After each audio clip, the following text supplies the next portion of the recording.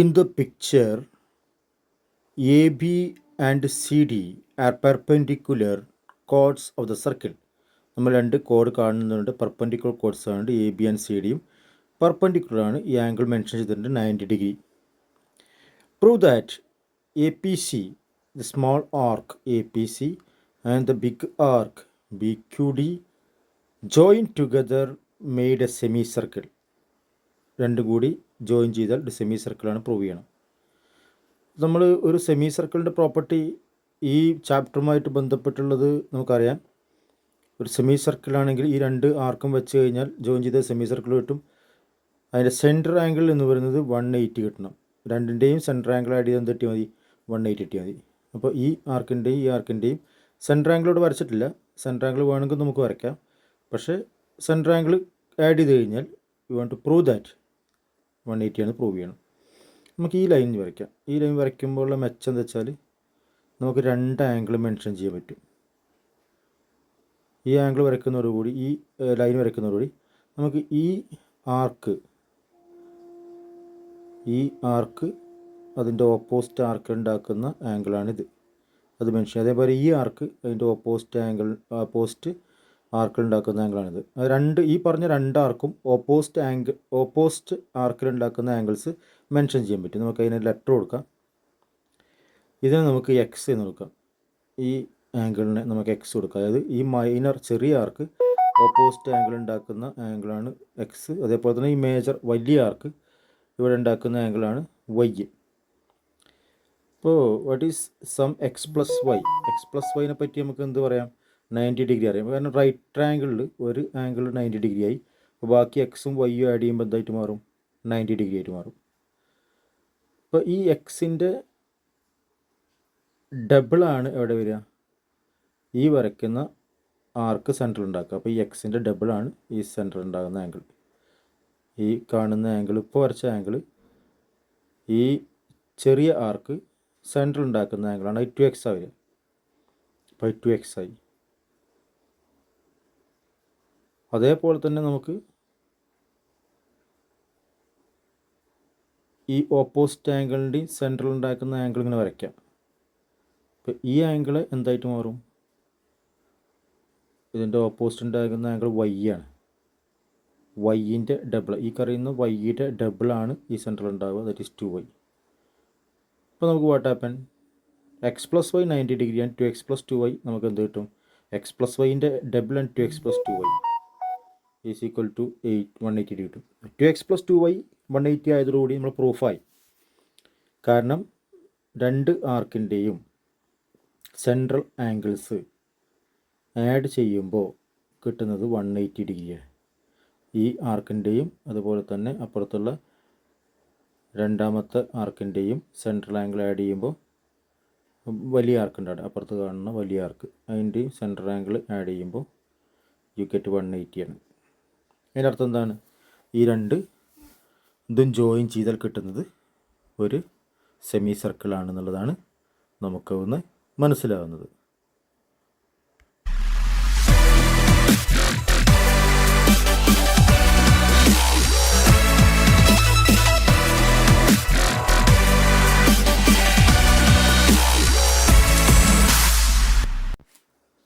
ചിത്രത്തിലെ വൃത്തത്തിൽ A B C D ഇവ പരസ്പരം ലംബമായ ഞാനുകളാണ്.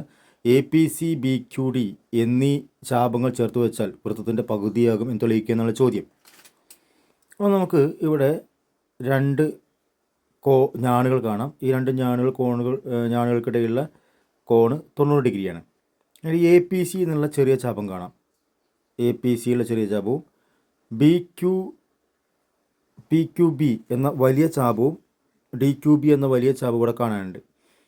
ഈ രണ്ട് ചാപങ്ങളും ചേർത്ത് വെച്ചാൽ ഒരു അർദ്ധവൃത്തം കിട്ടുന്നത് തെളിയിക്കേണ്ടത്. അപ്പോൾ അർദ്ധവൃത്തം കിട്ടണമെങ്കിൽ ഇവയുടെ കേന്ദ്രകോൺ കൂട്ടിയാൽ 180 ഡിഗ്രിയാണ് തെളിയിച്ചാൽ മതി. അപ്പോൾ അതിനു വേണ്ടി നമ്മളിവിടെ ഇവ എതിരെ ഉണ്ടാക്കുന്ന കോണുകൾ കണ്ടുപിടിക്കണം. അപ്പോൾ നമുക്ക് ഇവിടെ ഒരു വര വരയ്ക്കാം. ഈ ഒരു വര വരയ്ക്കുന്നു. എ ഡി എന്ന് പറയുന്ന വര ജോയിൻ ചെയ്യുന്നു. എ ഡി വര ജോയിൻ ചെയ്യുമ്പോൾ നമുക്ക് ഈ ചാപം എതിർ ചാപത്തിലുണ്ടാക്കുന്ന കോണാണ് ഇത് കിട്ടുക.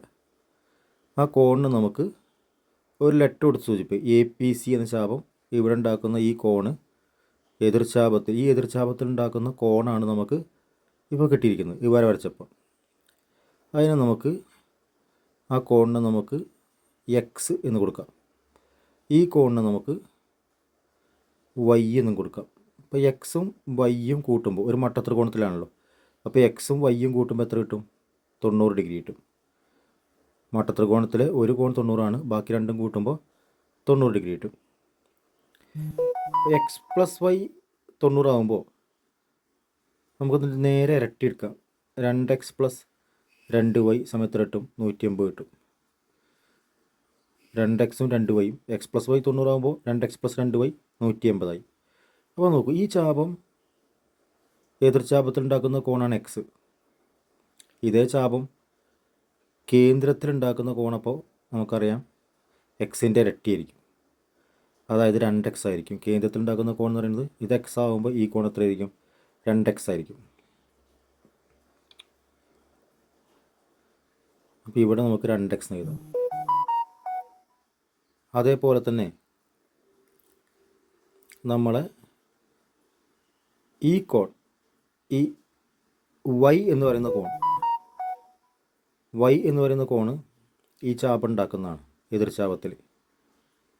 അപ്പോൾ അതിൻ്റെയും കേന്ദ്രകോൺ വരയ്ക്കാം. അതിൻ്റെ കേന്ദ്രകോൺ നമുക്കിങ്ങനെ ജോയിൻ ചെയ്ത് അതിൻ്റെ കേന്ദ്രകോൺ കിട്ടും.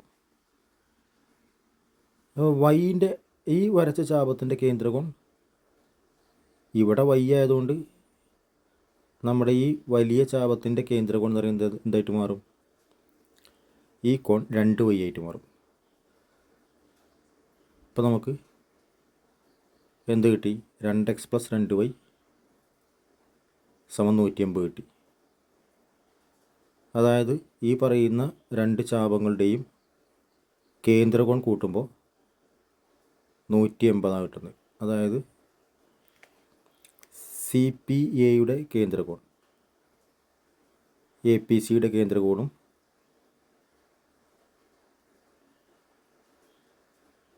BQPയുടെ കേന്ദ്രകോണും കൂട്ടുമ്പോൾ 2x + 2y 180 കിട്ടുന്നു.